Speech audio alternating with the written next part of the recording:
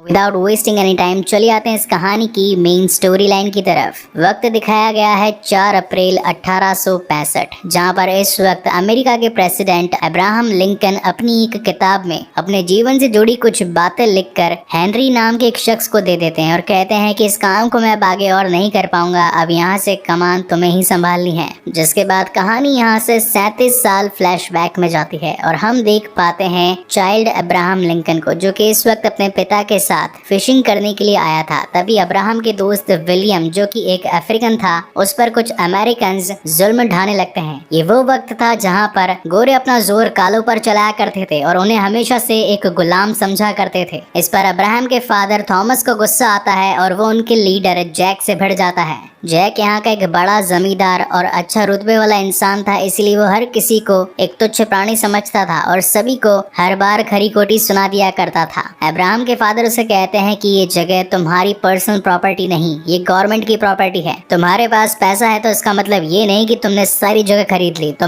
मैं पुलिस से कंप्लेंट करूंगा। जिस पर जैक कहता है कि अच्छा तो ये बात है, तुम्हें तो अब सबक सिखाना ही होगा। और जिसके बाद वो उसे क्रीपी स्माइल देता है और ये लोग वहाँ से चले जाते हैं। सीन शिफ्ट होता है रात में, जहाँ पर अब्राहम अपने ऊपर के कमरे में सो रहा था। तभी उसे अपने घर में किसी के आने की आहट आती है और जब वो नीचे देखता है तो उसे अपनी माँ के पास जैक दिखाई पड़ता है। लेकिन अब्राहम इस वक्त काफी छोटा था और वो कुछ कर पाता उससे पहले ही जैक वहाँ से उसकी मॉम के साथ कुछ एक्टिविटी करके भाग चुका था। यहाँ सीन शिफ्ट होता है मॉर्निंग में और जब थॉमस अपनी बीवी को देखता है तो उसकी हालत पूरी तरीके से खराब हो चुकी थी। आंखों की पुतलियां तो सारी की सारी ऊपर ही चली गई थी। वो डॉक्टर को बुलाता है तो डॉक्टर कहता है कि मुझे ये बीमारी कुछ नई लगती है, इसे इलाज के लिए शहर लेकर जाना पड़ेगा। और जैसे ही डॉक्टर वहाँ से जाता है तो ठीक 1 घंटे बाद अब्राहम की मॉम की डेथ हो जाती है। वो अपने फादर को बताता है कि मैंने कल रात जैक को यहाँ पर आते देखा था। थॉमस इस बात को समझ चुका था कि उसने आज सुबह का बदला मेरे साथ ले लिया है, लेकिन वो इस गाँव का एक अमीर इंसान था, इसलिए वो उसके साथ पंगा नहीं ले सकता था। इसीलिए वो यही बात अपने बेटे अब्राहम को भी समझाता है कि जब तक मैं जिंदा हूँ तुम्हें किसी से कोई बदला लेने की जरूरत नहीं है। जिसके बाद वक्त आगे बढ़ता है और कहानी जाती है 10 साल आगे। यहाँ अब्राहम एक बार में बैठकर बहुत सारी ड्रिंक कर रहा था। खैर तो उसके पिता भी मर चुके थे, तो उसने जैक को जान से मारने का इरादा बना लिया था। हेनरी नाम का एक शख्स वहाँ आता है जो कि अब्राहम को बहुत ज्यादा ड्रिंक करते हुए देखता है। तो जैसे ही उसके कंधे पर हाथ रखता है तो उसकी गन नीचे गिर जाती है। हेनरी को लगता है कि जरूर किसी का मर्डर करेगा आज। और अब जैसा कि अब्राहम ने जैक को मारने का प्लान बना ही लिया था तो वो उसका पीछा कर रहा था। एक गली में जैक अपने नए शिकार का खून चूस रहा था। तभी वहाँ अब्राहम पहुंच जाता है और उसके ऊपर शूट करता है, लेकिन जैक की स्पीड बहुत तेज थी और वो उसकी गोली से बच जाता है। इन दोनों के ही बीच में कड़ा मुकाबला होता है। अब जैसा कि जैक तो एक वैम्पायर था तो वो अब्राहम को बहुत बुरी तरीके से मारता है, लेकिन फिर भी मौका पाकर अब्राहम उसकी एक आंख में तो गोली मार ही देता है। उसे लगा था कि अब तो जैक मर गया होगा और उसका बदला भी पूरा हो चुका होगा, लेकिन तो एक वैम्पायर था जो कि उसकी गोली को भी झेल गया था और अब वो अब्राहम पर ही भारी पड़ने लगा था। लेकिन तभी हेनरी आ जाता है वहाँ पर और अपने एक हाथ से उसे इतनी जोर से उठाकर फेंकता है कि जैक पूरे के पूरे लकड़ी के ब्रिज को ही क्रॉस करता हुआ दूसरी ओर गिर जाता है। वहीं सीन शिफ्ट होता है नेक्स्ट मॉर्निंग और अब्राहम, जिसकी हालत बहुत ज्यादा खराब थी क्योंकि कल रात उसने एक वैम्पायर से मुकाबला किया था, वो जब उठता है तो अपने आप को हेनरी के घर पाता है। हेनरी उसे कहता है कि तुमने अच्छी फाइट करी। जिस पर अब्राहम पूछता है कि आखिर तुम हो कौन। हेनरी बताता है कि मैं एक वैम्पायर हंटर हूँ, मेरे पास काफी सारे वेपन्स हैं उन्हें खत्म करने के लिए। जब मैंने तुम्हें पहली बार देखा था मैं तभी समझ गया था कि तुम्हारे अंदर प्रतिशोध की ज्वाला जल रही है। अब्राहम अपनी माँ का बदला लेना चाहता था, इसीलिए वो हेनरी से रिक्वेस्ट करता है कि उसे भी लड़ाई की अच्छी ट्रेनिंग दे। हालांकि हेनरी भी अपना एक साथी ही ढूंढ रहा था जो कि वैम्पायर्स के खिलाफ एक बड़ी मुहिम छेड़ सके, लेकिन अब्राहम के सर पर तो सिर्फ अपने माँ के कातिल के मौत का बदला ही था। अब क्या पता वो बाकी दूसरे वैम्पायर्स पर वार करे या ना करे, ये एक बड़ी गुत्थी थी। लेकिन यहाँ अब्राहम जैक से बदला लेने के लिए उसकी सारी शर्तें मान लेता है और फिर शुरुआत होती है अब्राहम लिंकन की वैम्पायर हंटिंग ट्रेनिंग की। उसके पास में काफी सारे हथियार थे, जैसे कि बंदूक, तीर धनुष, लेकिन उसने एक कुल्हाड़ी को चुना और काफी महीने प्रैक्टिस करने के बाद में उसने कुल्हाड़ी को चलाने में महारत हासिल कर ली और बन गया एक वैम्पायर हंटर। अब जहाँ एक तरफ हेनरी उन सभी वैम्पायर्स की लोकेशन ट्रैक करता था, वहीं दूसरी ओर अब्राहम जाकर रात में उनका कत्ल कर दिया करता था। ऐसा कई सालों तक चलता है और अब्राहम ने अब तक करीब मोर देन 50 वैम्पायर्स को मौत के घाट उतार दिया था। हेनरी ने उसे इस काम को करने से पहले एक बात सिखाई थी, ना तो किसी लव एंगल में पड़ना और ना ही शादी वगैरह करके बच्चे पैदा करना, क्योंकि अगर तुमने ऐसा कर लिया तो वैम्पायर्स को तुम्हारी कमजोरी मिल जाएगी। लेकिन फिर भी अब्राहम को शहर में मैरी नाम की एक लड़की से प्यार हो जाता है। वहीं इतने सालों के बाद हमें जैक दिखाया जाता है, जिसका नया शिकार और कोई नहीं बल्कि मैरी ही होती है। अब्राहम पहले भी एक बार जैक से भिड़ चुका था। वो हेनरी को इसके बारे में बताता है तो हेनरी उसे एक चांदी की घड़ी देता है और कहता है कि ये वक्त आने पर तुम्हारे काम आएगी। जिसके बाद अब्राहम निकल पड़ता है जैक को मारने के लिए, लेकिन तभी जैक को पता चल जाता है कि यहाँ पर कोई ना कोई शख्स तो है, इसलिए वो अब्राहम के वार करने से पहले ही बच जाता है और उससे भागने के लिए पासी के अस्तबल में मौजूद घोड़ों को खोल देता है। अब जैसा कि वो एक वैम्पायर था, उसके पास में सुपर ह्यूमन स्ट्रेंथ और सुपर फास्टनेस थी, तो अब्राहम के मजे लेने लगता है और उसे काफी दूर तक दौड़ाता है। लेकिन फाइनली एक मोमेंट ऐसा आता है जहाँ पर अब्राहम उसे पकड़ ही लेता है और उसे मारने वाला होता है, लेकिन तभी मरने से पहले जैक उसे एक बात कहता है कि तुम जिसके लिए काम करते हो, यानी कि हेनरी, वो खुद भी एक वैम्पायर है। क्या उसने तुम्हें ये बात बताई? अब्राहम को उसकी बात पर विश्वास नहीं होता और वो उसे जान से मार देता है। लेकिन रात भर अब्राहम के दिमाग में ये बात घर कर चुकी थी और जब वो हेनरी से मिलने के लिए उसके घर पहुंचता है तो उससे एक दूसरी लड़की का शिकार करता पाता है। अब तो अब्राहम को भी गुस्सा आ चुका था और वो हेनरी को बहुत मारता है और उसे बस खत्म करने ही वाला होता है कि तभी हेनरी उसे सच्चाई बताता है कि आज से करीब 50 साल पहले एडम नाम का एक वैम्पायर हुआ करता था, जिसने हमारे गांव के बहुत से लोगों का कत्ल कर दिया था और उसके बाद उसने मेरी माशूका को भी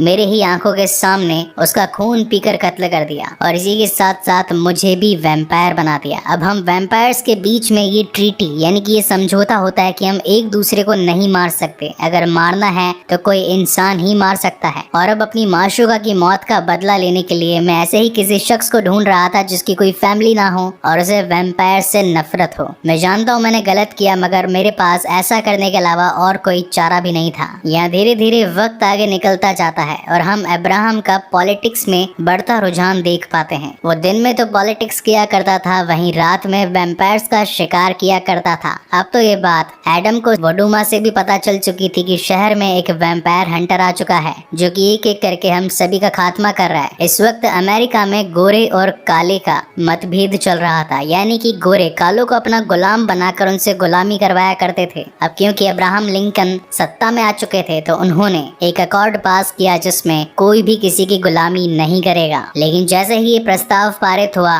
काफी सारे अमेरिकन भिड़ गए और कालों पर हुक्म जताने के लिए उनसे लड़ाई कर बैठे। लेकिन फिर भी अब्राहम लिंकन पीछे नहीं हटे। एक दिन वडोमा व्हाइट हाउस में एक नौकर की पोशाक पहनकर उसके कमरे में आ जाती है और उसके बेटे को इन्फेक्ट कर देती है। मैरी अब्राहम से कहती है कि कैसे भी करके मेरे बेटे को बचा लो। जान बचाने का सिर्फ एक ही रास्ता था, उसे एक वैम्पायर बना देने का। लेकिन अब्राहम ऐसा नहीं चाहता था। उसकी आंखों के ही सामने उसके बेटे की डेथ हो जाती है और वो कुछ नहीं कर पाता। जिसके बाद वो ठान लेता है कि वो सभी वैम्पायर्स को खत्म करके ही छोड़ेगा। वो एक बड़ी सेना तैयार करवाता है और वैम्पायर से लड़ने के लिए भेज देता है। लेकिन वैम्पायर्स के पास में बड़े कैनाइंस, सुपर स्ट्रेंथ और फास्टनेस थी, इसी वजह से कोई भी सैनिक उनके आगे टिक नहीं पाते। ऐसा काफी समय तक चलता है जहाँ पर बहुत सारे सैनिक मारे जाते हैं। तभी अब्राहम को याद आता है कि इन वैम्पायर्स की कमजोरी सिल्वर है, इसीलिए वो पूरे शहर से सिल्वर जमा करना शुरू करता है। मगर ये बात उसी के ग्रुप के एक पॉलिटिशियन जोशुआ को पसंद नहीं आती और वो जाकर वडोमा को सब कुछ बता देता है कि अब्राहम तुम सभी वैम्पायर्स को मारने के लिए शहर की सारी चांदी इकट्ठा कर रहा है और आज की रात वो इस चांदी को ट्रेन की मदद से पिट्सबर्ग पहुंचाएगा, जहां पर तुम सभी वैम्पायर्स का एक बड़ा झुंड रहता है।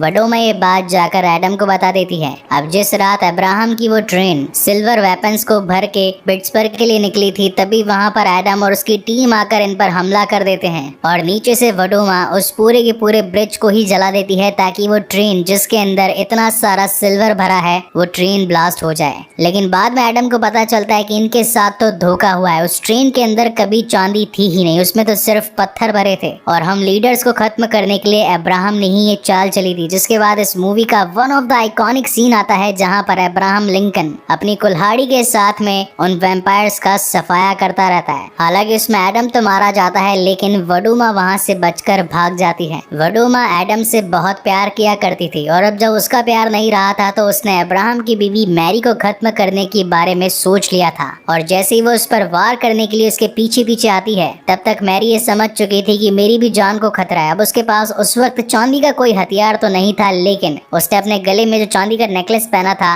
वो उसे ही एज अ कारतूस बंदूक में ठूस देती है और वडूमा के सर पर शूट करती है, जिसके बाद वडूमा वहीं पर मारी जाती है। जिसके बाद वो सारे के सारे सैनिक अपने बंदूकों में सिल्वर भरकर बहुत सारे वैम्पायर्स का विनाश करते हैं और इस तरीके से अब्राहम लिंकन पूरे राज्य को वैम्पायर फ्री बना देते हैं, ताकि ना ही किसी की जान जाए और ना ही कोई अगला वैम्पायर बने। और यहीं से कहानी वापस से प्रेजेंट टाइम में आती है, जहां पर हमें 4 अप्रैल 1865 का वक्त दिखाया गया था। अब्राहम लिंकन ने ये सारी डिटेल्स अपनी एक कॉपी में लिखकर अपने उसी दोस्त यानी कि हेनरी को दे दी थी। आज वो दिन था जब अब्राहम लिंकन के प्रेसिडेंट बनने की डेट खत्म हो चुकी थी। तभी वहाँ एक ऊपर से हेलीकॉप्टर आता है, जहाँ से हमें पता चलता है कि यूएस का नया प्रेसिडेंट आ चुका है और ये मूवी यहीं पर खत्म होती है। इस मूवी के एंड क्रेडिट्स में हम देख पाते हैं कि करंट टाइम जहाँ लोगों के हाथ में स्मार्टफोन था और टीवी पर मैच एंजॉय करते थे, तभी हेनरी आकर एक शख्स के पीठ पर हाथ रखता है और उसके पास से भी एक गन गिर जाती है। इसका सीधा मतलब ये है कि इस मूवी का एक सेकंड पार्ट जरूर आएगा, जहाँ पर अगेन एक वैम्पायर हंटर शहर में मौजूद दूसरे वैम्पायर्स का खात्मा करेगा। सो गाइज, आपको ये वीडियो कैसा लगा प्लीज मुझे लाइक और कमेंट करके जरूर बताइएगा। और अगर पहली बार इस चैनल पर आए हैं तो इसे सब्सक्राइब जरूर कीजिएगा, क्योंकि मैं आपकी डिमांड को फुलफिल करने के लिए आपकी फेवरेट मूवीज का एक्सप्लेनेशन इस चैनल पर जरूर लेकर आऊंगा। सो तब तक के लिए keep watching and stay safe and again thank you so much guys for watching this video. अगर आपकी भी कोई पर्सनल डिमांड है, कोई फेवरेट मूवी है या फिर किसी मूवी को